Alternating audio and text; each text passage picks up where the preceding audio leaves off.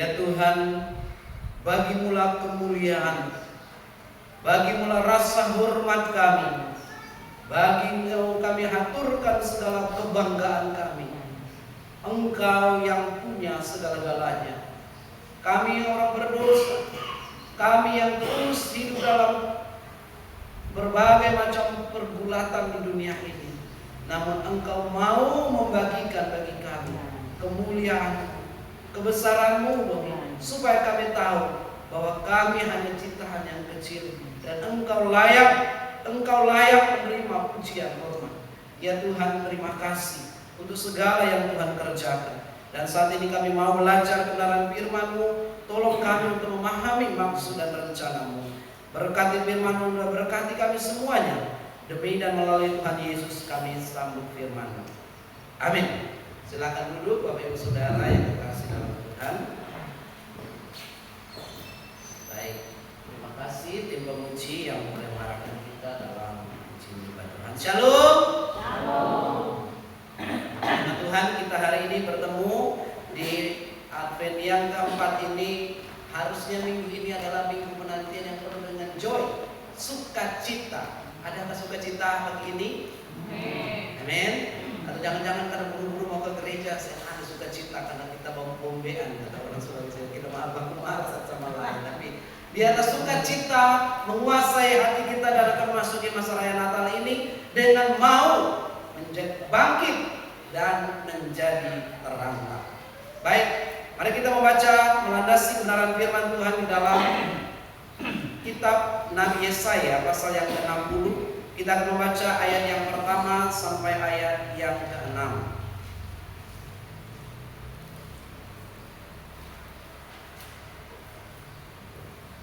Kalau sudah menemukannya, Yesaya pasal 60 ayat pertama sampai ayat ke-6. Saya undang sekali lagi Bapak Ibu Saudara bangkit berdiri dan kita akan bergantian membacanya. Minta ayat yang pertama, yang kedua Bapak Ibu Saudara, dan ayat ke-6 kita akan baca bersama-sama.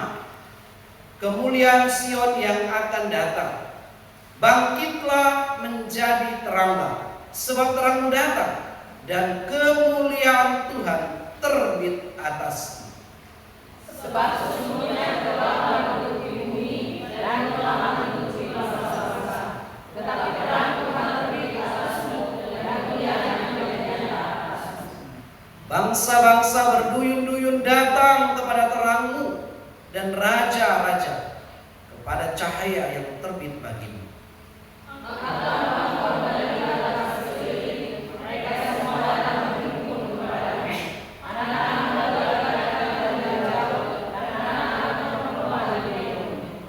Pada waktu itu engkau akan heran melihat dan berseri-seri, engkau akan tercengang dan akan berbesar hati.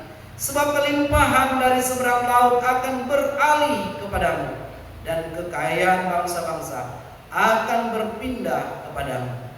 Sejumlah besar unta akan memenuhi daerahmu, unta-unta muda dari Midian dan Efa.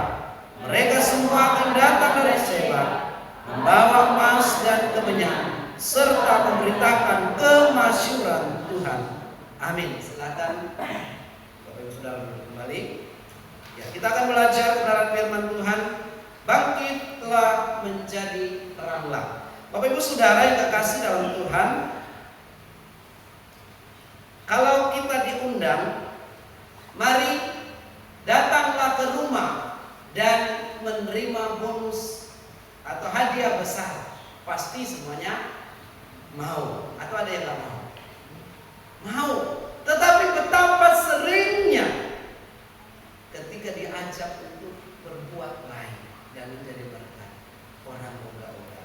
Kalau menerima, ya. Kalau memberi, dipertanyakan dulu bisa apa tidak. Nah, Bapak Ibu Saudara yang dikasihi dalam Tuhan, konteks dari firman Tuhan Yesaya 60 ini merupakan bagian dari nubuat tentang pemulihan Israel.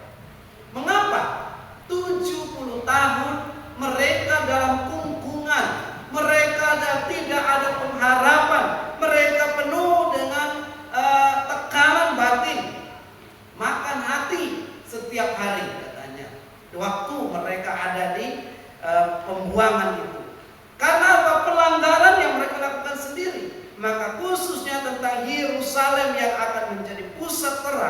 dan berkat bagi bangsa-bangsa perlu diingatkan, perlu dibangkitkan semangat. Nubuat ini berbicara tentang zaman mesianik, di mana kemuliaan Allah akan dinyatakan waktu Tuhan mau bekerja atau perkenanan itu. Nah, pesan ini memiliki implikasi spiritual yang luas, baik untuk gereja maupun individu. Dan pada masa ini, firman Tuhan ini masih berlaku. Allah memanggil umatnya untuk bangkit dari kegelapan dosa dan menjadi terang bagi sesamanya. Maka minggu ini adalah minggu joy, sukacita, menjadi berkat, terang. Nah, yang pertama kita akan melihat perintah Allah. Bapak Ibu Saudara yang kekasih, kalau presiden memerintahkan sesuatu, semuanya akan terlaksana. Kalau gubernur atau wali kota menyampaikan titahnya, semuanya langsung meresponi dengan baik. Tetapi coba kalau Allah, dabar Yahweh, perintah Allah, perkataan Allah, bangkitlah dan menjadi teranglah. Dalam konteks historis, nubuat ini diberikan kepada Israel pasca eksil atau masa pembuangan yang susah selama 70 tahun. Dan mereka kembali ke Yerusalem. Tetapi tena harapan, kata Allah SWT. Tidak ada harapan. Semuanya sedang masa lesu. Dalam masa tidak ada pengharapan, penuh dengan kesuaman. Saat bangsa tersebut mengalami kehancuran moral dan politik, sehingga mereka tidak ada tempat bernaung. Bagaimana diajak untuk bersinar, untuk bangkit ketika sepertinya tidak ada kekuatan untuk itu. Maka Yesaya 60 mengarahkan perhatian pada pemulihan Yerusalem sebagai pusat dan terang bagi bangsa-bangsa.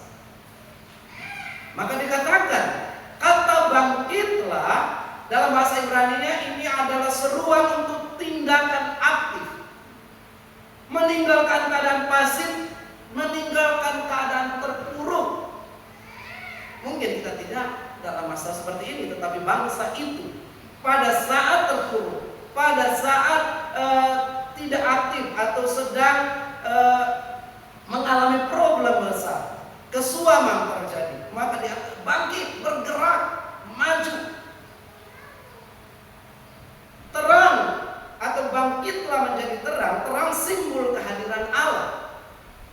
Maka selalu dikatakan terang sudah datang ke dalam dunia. Berarti Allah datang ke dalam dunia. Terang menggambarkan kebenaran. Terang menggambarkan keselamatan dan kepastian. Maka kemuliaan Tuhan mengacu pada manifestasi kehadiran Allah melalui terang itu. Seringkali digambarkan sebagai terang yang cemerlang. Maka orang-orang Kristen suka dengan terang dan suka hidup dalam terang dan menjadi anak-anak terang. Bangsa ini pun diajak untuk menjadi bangsa yang membawa terang. Ayat ini adalah panggilan kepada umat Allah untuk bangkit dari kehancuran rohani, kehancuran sosial. Karena kehadiran Allah telah datang membawa pembaharuan dan pengharapan. Terang tidak berasal dari diri mereka. Terang tidak berasal dari kekuatan mereka sebagai umat Allah, karena mereka sedang tidak ada kekuatan, tidak ada semangat, tidak ada kemampuan untuk datang kepada Tuhan. Tetapi terang itu datang dan menyinari umat Tuhan.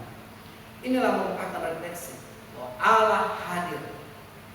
Bukan hanya di dalam bait Allah saja, karena bait Allah sedang runtuh, tetapi Allah hadir di setiap rumah tangga dan keluarga, dan di setiap bangsa yang sedang terpuruk. Jadi bangkitlah mengandung arti keluar dari keadaan pasif atau kejatuhan. Ini adalah panggilan untuk merubah, perubahan sikap rohani. Ibu saudara yang kekasih, kita dipanggil untuk meninggalkan kegelapan dosa. Kita dipanggil untuk meninggalkan kebiasaan lama. Apa kebiasaan lama kita?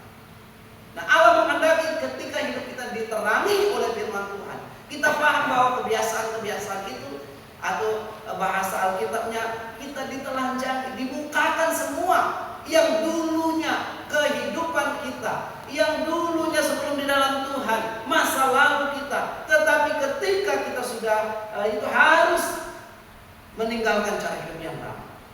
Maka dalam Yesaya 60 terang memiliki arti yang kaya secara teologis dan kontekstual.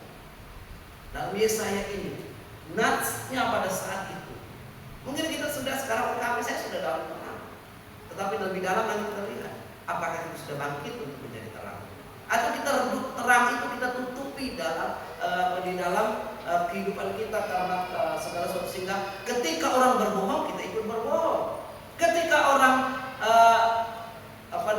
main mata dikit-dikit kita juga ikut main mata dan seterusnya. Nah, maka dikatakan terang adalah kemuliaan Tuhan. Terang itu datang bukan karena kebaikan umat Tuhan. Kemuliaan Tuhan terbit atas artinya Allah datang dalam kemuliaannya, dalam kebesarannya, dalam kuasanya, dan bukan berasal dari manusia itu, tapi manifestasi atau kehadiran Allah dari bangsa yang lesu, bangsa yang tidak ada harapan, bangsa yang penuh dengan kegagalan. Kontras dengan kegelapan. Bapak Ibu Saudara yang kekasih, walaupun kita tahu bersama bahwa kita tidak bisa pungkiri kita masih hidup dalam suasana gelap malam hari, tetapi di sini dikatakan kegelapan melambangkan dosa, gambaran penderitaan 70 tahun dalam masa pembuangan, masa kejatuhan bangsa itu. Namun terang Tuhan mematahkan kuasa kegelapan. Ketika terang Allah datang, maka masa kegelapan yang dialami oleh bangsa Israel, mereka berusaha semangat kembali. Firman Allah disampaikan dabar Yahweh ini. Firman Allah berkata, bangkitlah. Ini bukan perkataan hanya seorang Yesaya, tetapi Allah menyampaikan dabar Yahweh, menyampaikan bangun, bergerak, maju, dan jangan mau tinggal di dalam kegelapan. Ya, ayat yang kedua kita melihat di sini konteks kegelapan lebih dalam lagi, melambangkan kebingungan, melambangkan tidak ada arah, dan juga kehancuran moral. Ini adalah gambaran dunia yang terpisah dari Allah. Kita yang sudah di dalam terang, kita rindu supaya kita tidak mencintai kegelapan. Tetapi tahukah dunia ini menawarkan segala hal, termasuk dunia-dunia kegelapan. Perilaku-perilaku yang gelap, perilaku-perilaku yang tidak mencerminkan sebagai anak-anak terang. Ibu saudara yang terkasih, maka orang sekarang dulu orang mencuri di malam hari, di gelap. Tetapi sekarang orang bisa mencuri di siang hari bolong.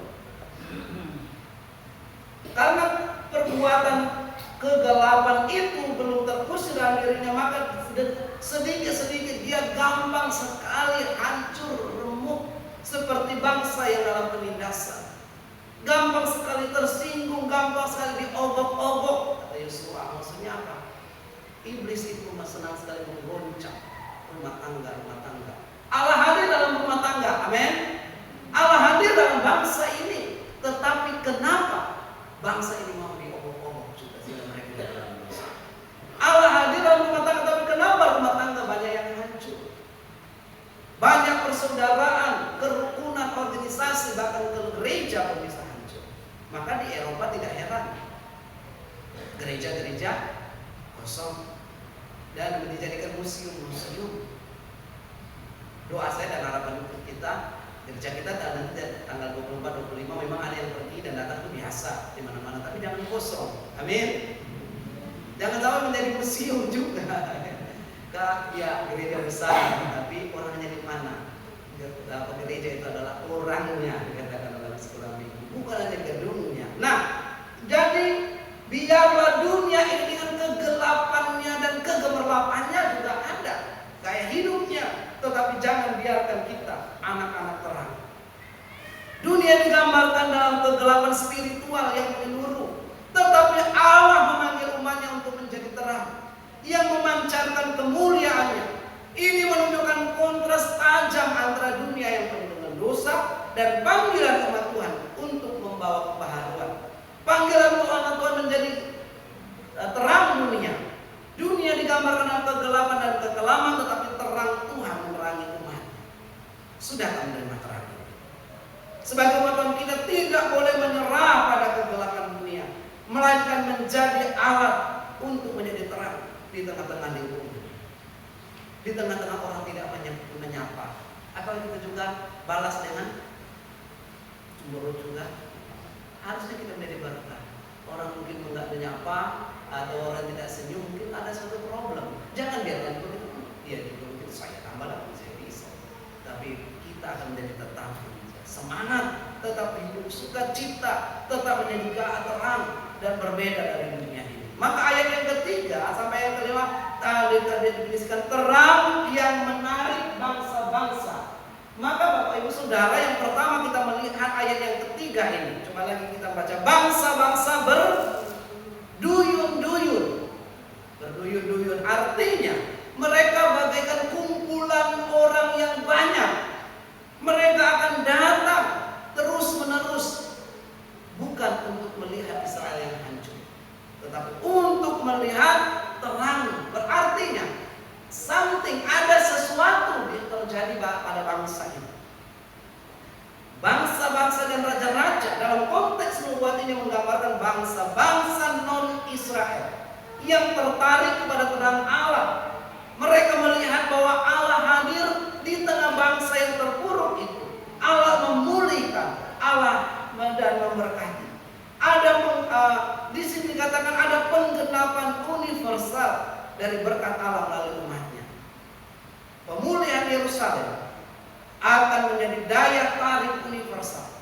Ini menunjukkan bahwa misi Allah tidak hanya untuk orang Israel, tetapi untuk semua bangsa.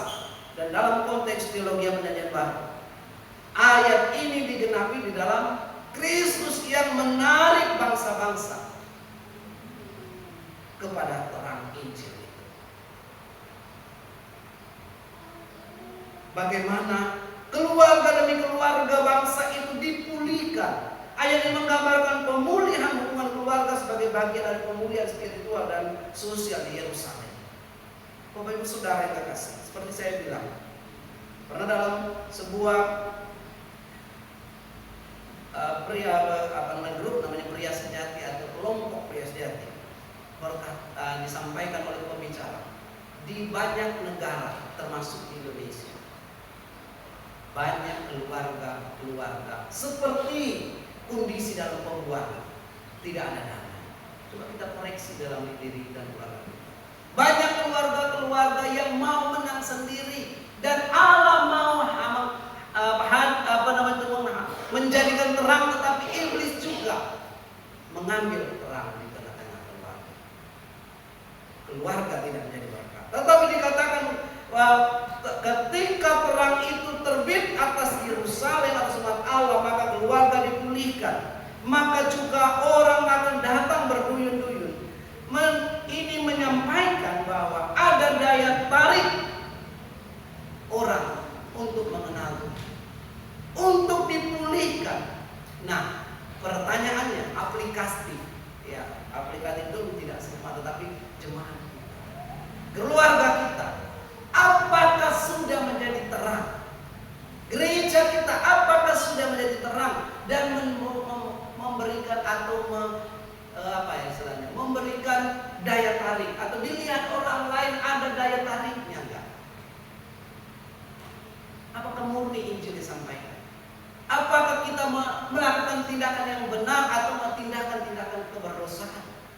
Karena sekali lagi iblis terus mengintip untuk merusak rumah tangga, merusak persekutuan. Bahkan di sini bangsa ini pun menjadi bangsa yang tegar tempuh 70 tahun. Mereka dididik oleh Allah untuk rasa tunduk, hormat dan kagum kepada Allah. Kemudian kita tadi. Nah, ayat ini menimbulkan pengumpulan kepada orang-orang buangan itu. Mereka akan setelah terkumpul dari berbagai daerah dan banyak orang tertarik. Wow, what happened? Apa yang terjadi di Yerusalem, di Israel? Maka dikatakan orang akan berduyun-duyun untuk melihat dan mengamati. Tentu juga ada yang menilai. Tetapi karena dalam konteks ini raja-raja akan datang. Karena cahaya yang diterbitkan Allah bagi umatnya. Sudahkah hidup kita menjadi cahaya?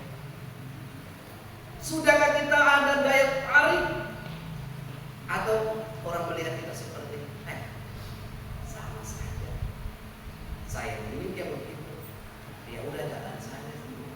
Tapi kalau orang saya suka dengan dia, pada saat saya lemah dia kuatkan, pada saat saya sakit dia doakan, pada saat saya kehilangan dia datang untuk merangkul saya dan memberikan kekuatan dan penghiburan. Ayat yang kelima dikatakan lebih lanjut lagi. Mari kita lihat. Pada waktu itu engkau akan heran melihat dan berseri-seri. Engkau akan tercengang. Pertama heran, yang kedua tercengang dan berbesar hati. Kenapa? Sebab kelimpahan dari seberang laut akan beralih kepadamu. Wow. Kelimpahan dan kekayaan bangsa-bangsa diberikan kepada Israel. Karena dalam konteks historis ini berbicara tentang penghormatan bangsa-bangsa kepada Israel yang dalam pemulihan itu. Status Yerusalem sebagai pusat berkat kembali seperti yang kita ketahui di dalam Kejadian pasal yang ke-12. Jadi pasal 12 mengatakan apa? Orang yang memberkati akan diberkati. Nah, biarlah juga kita melihat ayat ini menggambarkan pemulihan ekonomi dan kemuliaan bangsa yang berpusat pada kehadiran Allah. Dalam kerangka teologis, ini menunjuk pada berkat rohani global yang datang melalui Kristus. Kita sudah diberkati oleh kehadiran Kristus yang kita peringati hari ini. Berkatnya apa? Adakah kita tahu atau kita bingung? Berkat apa saya terima dengan kehadiran Yesus? Berkat kepastian, jaminan. Tidak ada lagi yang istilah insya Allah. Atau masih ada di sini berkat insya Allah? Ya, mudah-mudahan. Tetapi di dalam Tuhan, ketika kita menerima berkat dalam Yesus Kristus, semua orang yang menerima diberikan kuasa menjadi anak-anak Allah dan berkat-berkat banyak lain. Bahkan dikatakan berkat menghadapi berbagai macam pergumulan dan kesulitan. Maka Bapak Ibu Saudaraku yang terkasih, kemuliaan Allah sebagai pusat terang, kehadiran Allah memberikan identitas dan misi kepada umatnya. Orang akan berduyun-duyun datang kepada terang itu dan melihat terang, bukan karena bangsa Israel, tapi karena Allah yang menerbitkan terang itu. Panggilan untuk bangkit ayat ini menekankan respon aktif umat Allah. Ayo bergerak, ayo menjadi berkat, ayo menjadi garam dan terang, ayo jangan hidup dalam keterpurukan, jangan hidup di dalam kelemahan kita, dalam keberdosaan kita. Termasuk ada pujian yang anak muda mungkin grup Sofia, salah saya lupa. Kalau kau mati, ku juga mati. Ada yang iman lagi itu? Waktu saya bilang sama Yesus, masa kita ikutan orang mau bunuh diri, ikut juga bunuh diri. Orang mabuk kita ikut juga mabuk. Tetapi bangkitlah, berubah cara berpikir kita. Kita tidak ikut-ikutan dunia ini. Memang kita tinggal di dunia. Masih tinggal di dunia atau sudah di surga ini? Masih di dunia kita menghadapi pergumulan hari demi hari. Setiap hari kita menghadapi pergumulan. Memang selama di dunia ada. Tetapi apakah di tengah pergumulan itu, di tengah keterpuruk ke dalam masalah itu kita menjadi berkat? Adakah kita di tengah orang yang dalam kepergumulannya kita menguatkan dia? Ya, memang kita masa berat. Tetapi percaya bahwa Allah akan mencukupkan, menolong, memberkati. Panggilan penggenapan misionik bahwa nubuat ini menemukan kepenuhannya dalam Yesus Kristus nantinya. Maka visi universal Allah harus disampaikan mulai dari saat itu. Ketika menjadi terang, maka mereka akan menjadi berkat dan banyak orang tertarik. Untuk itu, Siapa yang menjadi terang? Ibu saudara yang dikasih dalam Tuhan, dikatakan umat Tuhan. Dalam kaitan konteks Yesaya, terang ini ditunjukkan kepada siapa? Bangsa Israel, khususnya Yerusalem yang dipanggil untuk menjadi pusat berkat bagi bangsa-bangsa. Jadi dalam perjanjian baru terang ini diperluas kepada seluruh umat Tuhan yang percaya kepada Yesus Kristus. Yesus sendiri berkata apa? Yesaya Yohanes 8:12, "Akulah terang dunia." Tetapi juga menegaskan Matius 5:14, kamu kata Tuhan Yesus dan saya juga adalah terang dunia. Jadi siapa menjadi terang? Harusnya kita semuanya menjadi terang. Sebagai pengikut Kristus, kita ada refleksi atau kita adalah manifestasi dari terang Allah, dipanggil untuk memancarkan kasih dan kebenaran di dunia ini. Maka kita jangan ikut-ikutan. Kalau di dunia ini mau cari kerja ada sistem sogok menyogok, kita jangan mau. Amin. Suatu saat saya di sini di tempat lain mau urus satu surat pembangunan gedung gereja.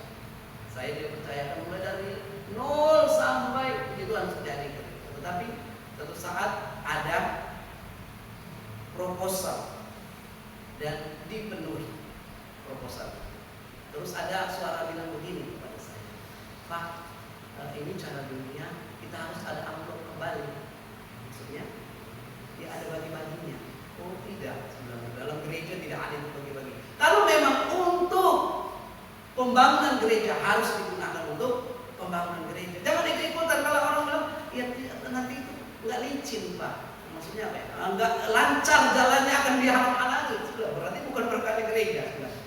Ketika kita menyatakan yang benar, toh akhirnya berkat itu datang kepada gereja. Tetapi kalau kita ikut-ikutan, bagaimana gereja menjadi terang? Demikian juga kita ikut-ikutan. Misalnya mau mencari pekerjaan, ikut-ikutan. Ada uang pelicin. Tanya. Orang lain, Pak, perlu pelicin itu. Tapi kita lebih baik murni dalam mencari segala sesuatu. Dalam keluarga juga demikian. Memang ada trik, harus sebagaimana kita bijak dalam mengurus segala sesuatu. Tapi jangan biarkan kita hidup dalam dosa. Tidak ada bohong putih, tidak ada bohong hitam. Hitam itu yang besar kelihatan, Pak. Kalau kecil-kecil bohong, bolehlah dikit-dikit. Tidak ada. Nah, maka Bapak Ibu Saudara, poin yang terakhir, kekayaan dan kemuliaan Allah akan diberikan ayat 6. Konteksnya dikatakan Midian, Eva maupun Seba. Wilayah ini dikenal sebagai tempat perdagangan dan simbol kekayaan bangsa-bangsa di sekitar Israel pada zaman itu. Namun dikatakan itu akan datang kepadamu. Emas dan kemenyan akan dibawa. Dalam konteks kuno ini adalah persembahan penghormatan kepada raja-raja dan dewa. Dan juga ini konteks membawa mereka menghargai bahwa benar raja terang itu ada dan Tuhan sedang memulihkan. Bangsa-bangsa datang memberikan persembahan untuk menyatakan pengakuan terhadap kehadiran Allah. Maka ayat yang ke-6, sejumlah besar unta akan memenuhi daerahmu. Unta-unta muda dari Midian dan Eva. Mereka semua akan datang dari Sela, membawa emas dan kemenyan, serta memberitakan kemasyhuran nama Tuhan. Garis bawah ini, memberitakan kemasyhuran nama Tuhan. Kebesaran Tuhan yang bisa menggerakkan hati para raja, para pemimpin dunia ekonomi yang memegang peranan di saat dunia pada saat itu untuk datang memberikan. Bangsa-bangsa membawa kekayaan dan persembahan untuk Tuhan. Nah, pertanyaan berikutnya, mengapa kita harus bangkit dan menjadi terang? Dikatakan kita harus bangkit menjadi terang itu karena yang pertama, karena kemuliaan Tuhan terbit atas kita. Sekali lagi, kemuliaan Tuhan terbit atas kita bukan karena kita. Jadi demikian juga Allah telah menyatakan terangnya dan hidup kita melalui anugerah keselamatan. Kita dipanggil untuk merespon dengan bangkit. dan menjadi Allahnya.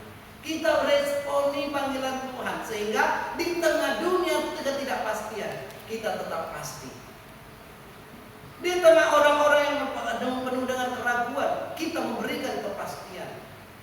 Misalnya, bisa nggak ini kita hidup di tahun yang akan datang?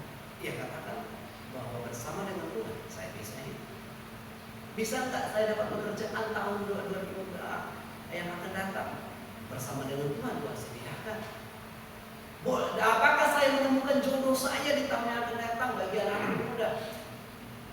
Kalau kita mendengar itu dan kita katakan Tuhan menyediakan tulang rusuk saya bagi yang laki-laki pasti akan saya temukan. Bagi perempuan saya akan menemukan di mana tempat tulang rusuk diambil dulu. Kita punya pengharapan. Mengapa kita harus bangkit menjadi terang? Yang kedua, karena dunia di dalam kegelapan. Ayat 2, dunia dipenuhi dosa, dunia dipenuhi keputusasaan. Ada sebuah games yang diterbitkan akhir-akhir ini, tetapi banyak orang berduyun-duyun untuk mengikuti di luar negeri. Games ini, squad game ini berkata, mari akan mendapat hadiah sebesar-besarnya orang yang menang dalam games ini. Uang, wah semua orang tertarik kalau masalah uang. Di ruangan ini kalau bicara uang tertarik apa saya? Sangat tertarik. Tetapi gayanya dalam itu pola permainan yang dilakukan. Silakan kamu lakukan apa saja untuk dapat menang, karena hanya menang satu, bisa membunuh orang, menjatuhkan orang, menyingkirkan orang, hanya satu yang menjadi pemenang. Sehingga menghalalkan segala cara untuk menang itu, dan yang akhirnya tidak menjadi berkat bagi sesama. Kita yang ada, yang telah menerima perang itu, dunia yang dalam kegelapan dan keputusasaan ini membutuhkan kita. Bukan kita punya uang segala-galanya, tapi kita punya Yesus. Amin. Gereja ini harus memberi pengharapan kepada jemaatnya dan juga kepada orang-orang sekelilingnya, karena di gereja ini nama Yesus ditinggikan. Bukan pendeta, bukan macam semuanya, tapi dikatakan Yesuslah yang ditinggikan di gereja, dipuji dan dihormati, diagungkan. Karena dunia ini di dalamnya, di mana-mana tidak adil. Maka selalu orang bertanya, mana keadilan itu? Katanya sudah ada partainya keadilan sejahtera, tapi tidak pernah adil, tidak pernah sejahtera. Karena memang segala sesuatu di dunia ini kita menemukan, tetapi jangan berkecil hati. Allah hadir di tengah-tengah keluarga Kristen. Allah hadir di bangsa itu dan pada bangsa Israel yang sedang terbunuh. Tetapi juga Allah hadir sampai sekarang menjadi jawaban atas kebutuhan dunia, menjadi jawaban akan pengharapan, kepastian dan pembaharuan. Kehadiran kita Bapak Ibu Saudara harus memberi. Ketika pasangan kita misalnya sedang hopeless, tidak ada pengharapan, berikan kepada kita Tuhan. Ayo kita lalui bersama.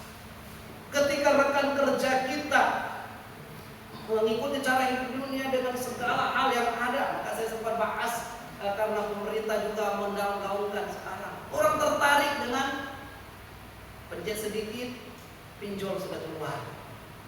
Mudah-mudahan di ruangan ini tidak ada yang pernah terjebak dalam pinjaman online.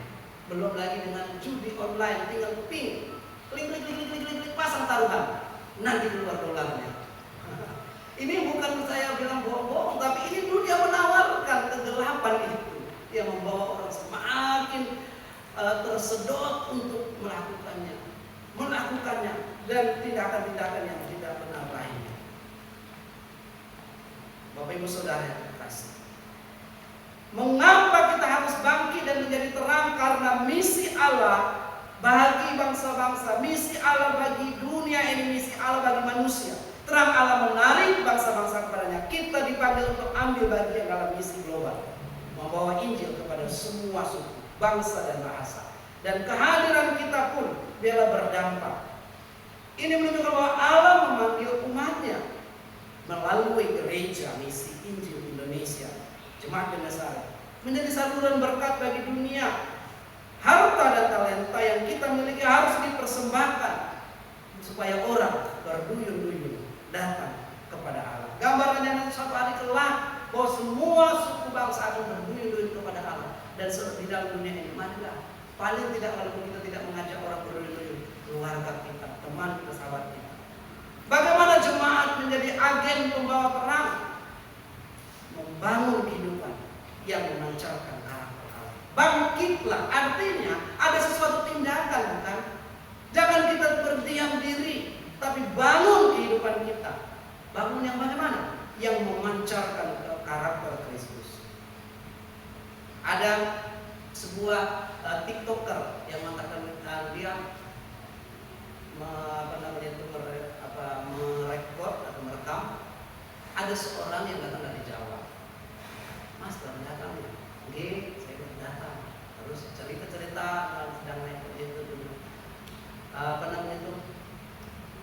Mas, saya dengar di kota ini di Sulawesi Tengah itu katanya kota keras sekali. Iya. Tapi kami berusaha untuk menjaga kesabaran. Itu dia bilang pertama. Tapi baru saja dia selesai berbicara itu, ada orang dia sudah keluar semua kata-kata mutiaranya. Dia maki orang di jalan.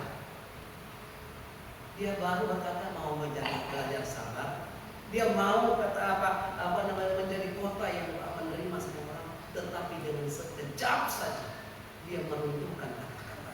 Belum kering kata-katanya atau lidahnya, dia sudah maki-maki, marah-marah di jalan raya.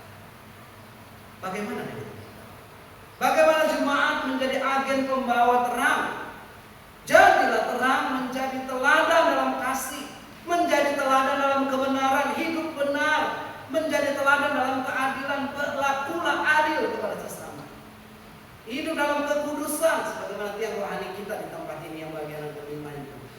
Bagaimana supaya kita menjadi agen pembaharuan, bersaksi melalui perkataan dan perbuatan tadi, yaitu bawa orang lain kepada saksi yang benar, yaitu Yesus Kristus akan. Kalau mereka sakit, Tuhan akan menyembuhkanmu. Bolehkah saya berdoa untukmu? Kalau mereka dalam persoalan, saya akan berdoa supaya engkau ditolong oleh Tuhan menghadapi persoalan yang besar.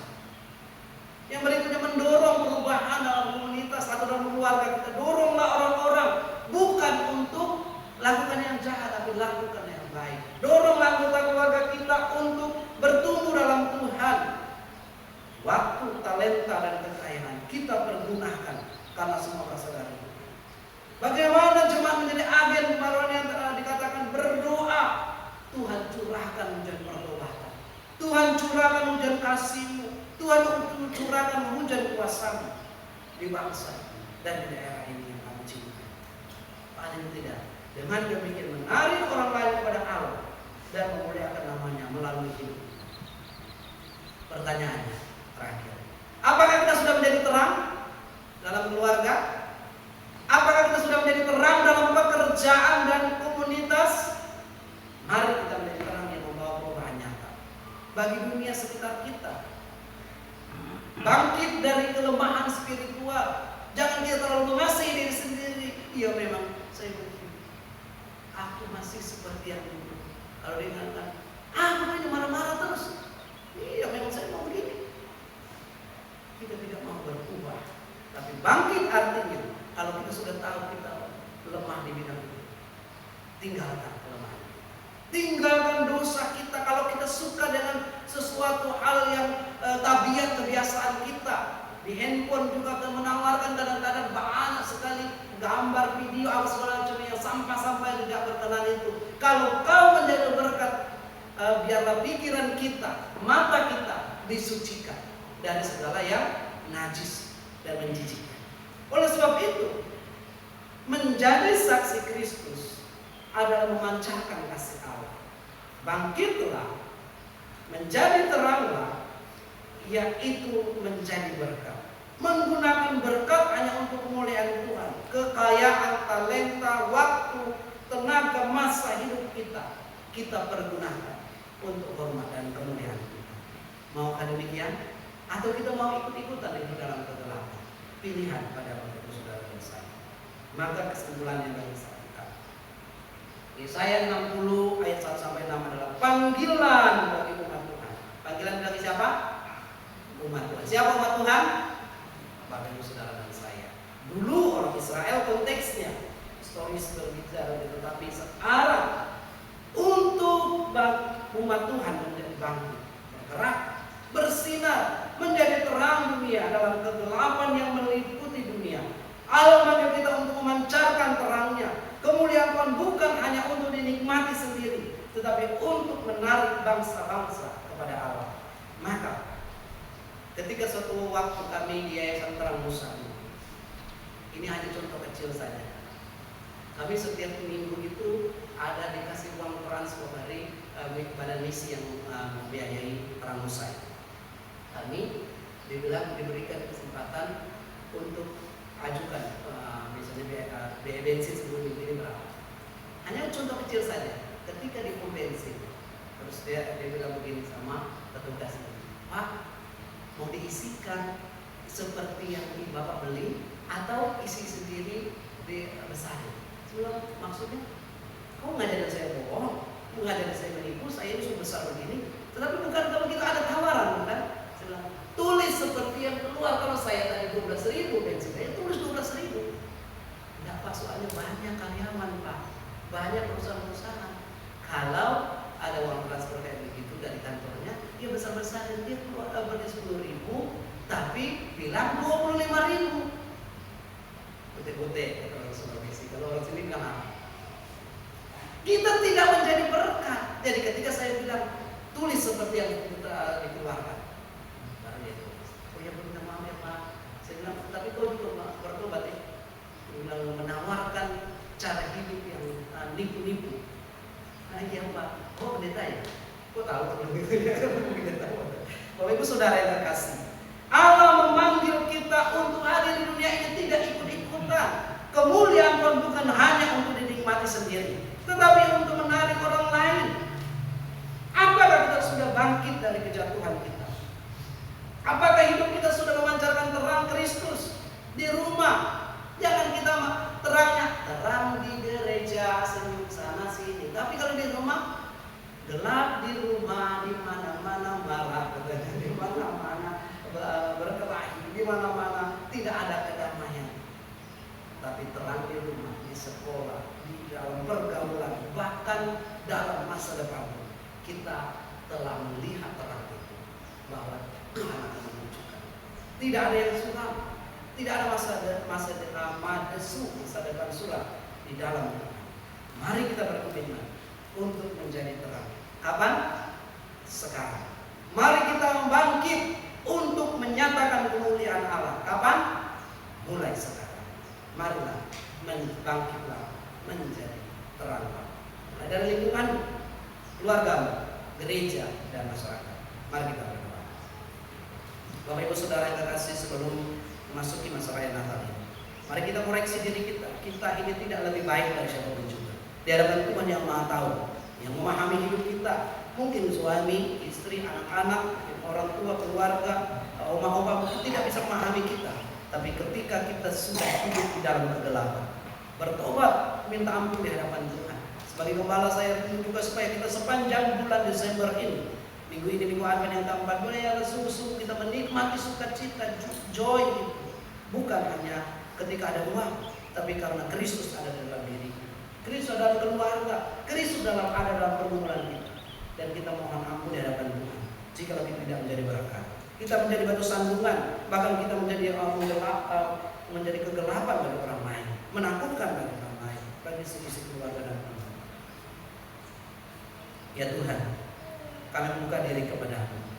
Minggu Advent yang keempat mengingatkan kami kembali bahwa Engkau menghendaki bangsa pilihan dan kami umat pilihan pada masa kini untuk bangkit menjadi terang, untuk kami meninggalkan cara hidup yang lama, untuk kami meninggalkan cara berpikir keterpurukan kami dan mengikut cara hidup dunia ini. Tapi kami mau bangkit Dari sisi kecil sampai sisi terbesar, apapun yang kami lakukan, bahkan dalam keputusan-keputusan penting, apapun yang kami mau lakukan di sepanjang hidup kami, bulan-bulan di minggu-minggu yang akan datang, bahkan masa raya Natal ini, kami tetap menjadi terang, jadi berkat dan memuliakan Tuhan. Tolong kami jaga perkataan kami, jaga pikiran kami, jaga tangan kami, jaga kaki kami, dan supaya kami terus berjalan dalam terang. Kami melangkah sesuai dengan firman, berkata-kata sesuai sebagai anak-anak terang, dan bersikap dalam gereja, sehingga orang melalui kami, orang lain juga tertarik kepada Kristus, karena Tuhan sudah mengubah kami. Tolong kami senantiasa berkati firman-Mu, apabila selesai berbicara kami, Roh yang kudus akan melanjutkannya, karena kami disebut berbahagia ketika kami menjadi pelaku dari kebenaran. Di dalam nama Tuhan Yesus kami bersyukur. Haleluya. Amin.